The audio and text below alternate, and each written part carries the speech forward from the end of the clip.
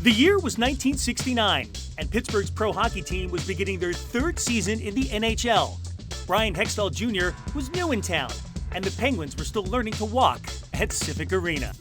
The rink was only about half full, and it was a tough go there for the new owners and stuff to, and they tried everything, but it just didn't seem to be a big hit. Of course, we didn't have a great hockey team either, and that didn't help. Things would change for the better that season, as Brian helped the Penguins reach the postseason for the very first time. He would also assist his son, Ronnie, who at the age of 5 was itching to learn more about hockey. I want him to play defense because he was get him out, and because he was going to be such a big kid, and he could skate good and get him skating and just improve all that. And I think that really helped him to being a goaltender because it really helped him become a good skater. And the way he could shoot the puck, as you know, he scored 2 goals. And I mean, he'd shoot that puck out of the end like a bullet. That powerful shot would have to wait because in those early days, it was Ronnie's mother, Faye, who shot the puck at Ron. His mom and him used to play hockey in the house. Like Ronnie would stand where the stairs were, and she'd shoot a cloth at him, and he'd be the goalie. And he'd, come on, Mom, and it's 5 more minutes. Mom says when I was 2.5 years old, I used to throw a sock up the stairs and make a big save when I got to the bottom of the stairs. So when you kind of fall in love with something that young, I don't really have an answer for you. In the history of my family, where pretty much all forwards, my grandfather, my uncle, my dad.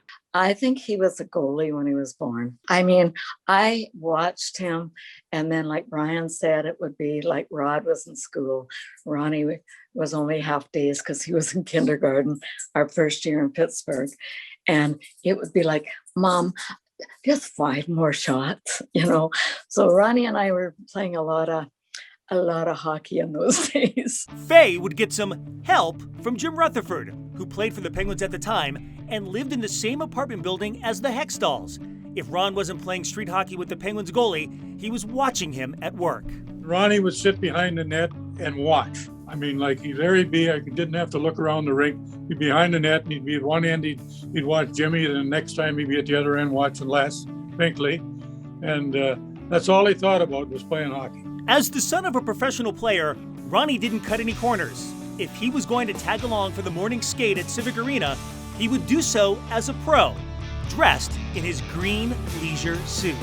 I actually didn't like the green leisure suit, but my mother pretty much made me wear it to every game, and my brother had his blue one on. They're identical suits. His was blue, mine was green, and they're both ugly. So I am glad there's no pictures, at least that I know of at this time of the green leisure suit.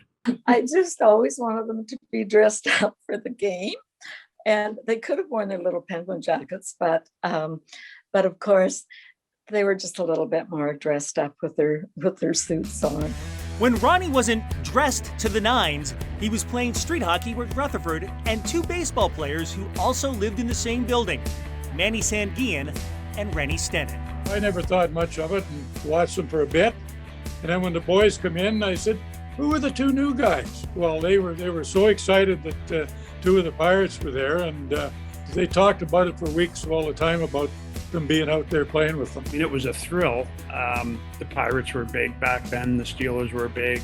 I was a kid, and we're just out there playing, and they came out and started playing with us. So we're like, whoa, this is pretty cool. I mean, when you're I'd been exposed to a lot of the hockey players, the Penguins obviously, but in terms of the baseball players, but it was a thrill for my brother and I.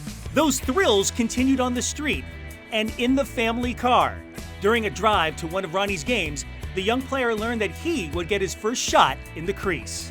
Ronnie goes, Mom, the coach is driving behind us and his son's not there. That's the goalie. He got so excited. And I was like, oh my gosh, it's starting, because I knew he'd end up in the net, and that was and I phoned Brian. Brian had a game that day. He was going to the rink. And I said, Brian, what am I going to do? They're putting Ronnie in the net. And he said, Faye, you're going to go to the rink and watch, or you're going to sit down and watch the game. And I went, okay. I was pretty excited. But you put on equipment that you've never had on. I've never played goal, but that's what you do when you're 8 years old. And that was the start of a long journey for sure.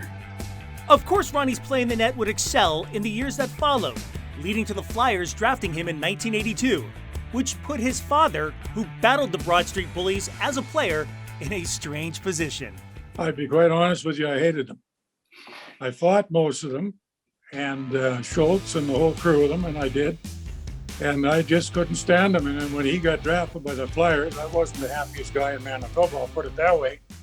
But I was excited for Ron. But I had this gut feeling that what's it going to be like when I go down there and run into some of these guys?